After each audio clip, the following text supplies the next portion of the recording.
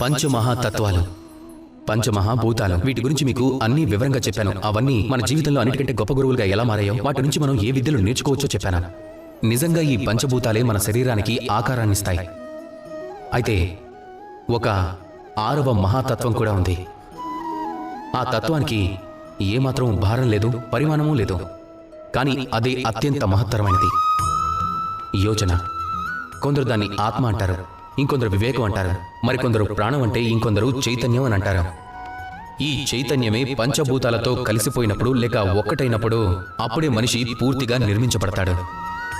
అయితే ఈ దేహ నిర్మాణం ఈ పంచభూతాలు కలిసి నెరవేరుస్తాయి. ఇక ఈ యోచన లేదా మేధస్సు, దాన్ని మీరే పెంపొందించుకోవాలి, దానిని కాపాడాలి. అలానే దాని వికాసం మీ చేతిలోనే ఉంది. ఎలా అంటే అది మీపైనే ఆధారపడి ఉంటుంది. దానిని మీరు సద్వినియోగం కూడా చేసుకోవచ్చు, లేక దుర్వినియోగం కూడా చేసుకోవచ్చు. దాంతో మీరు ఒక కొత్త దారి వేయచ్చు, ఎంతో చైతన్యాన్ని కూడా ఇవ్వచ్చు. అదొక భగవద్గీత అంత గొప్పది కూడా కావచ్చు. దాన్ని మరో దారిలో పోనివ్వచ్చు, దాన్ని దుర్వినియోగము చేయొచ్చు. ఆ శకునిలాగానే మహాభారత యుద్ధం జరిపించవచ్చు. నిర్ణయం మీ చేతిలోనే ఉంది. అయితే ఈ చైతన్యాన్ని గుర్తించి దానిపై కృషి చేశారంటే చాలు. ఆ చైతన్యం స్వచ్ఛంగా ఉంటే దాన్ని ప్రేమ అంటారు. ఇక ఆ చైతన్యం మలినపడితే దాన్ని ద్వేషం అంటారు. నన్ను అడిగితే సుఖం ఇంకా శాంతి అనేవి ప్రేమతోనే లభిస్తాయి. ద్వేషంతో లభించే ప్రశ్నే లేదు. అందుకే మీరు కూడా నాతో కలిసి ప్రేమగా పలకండి. రాధా కృష్ణ.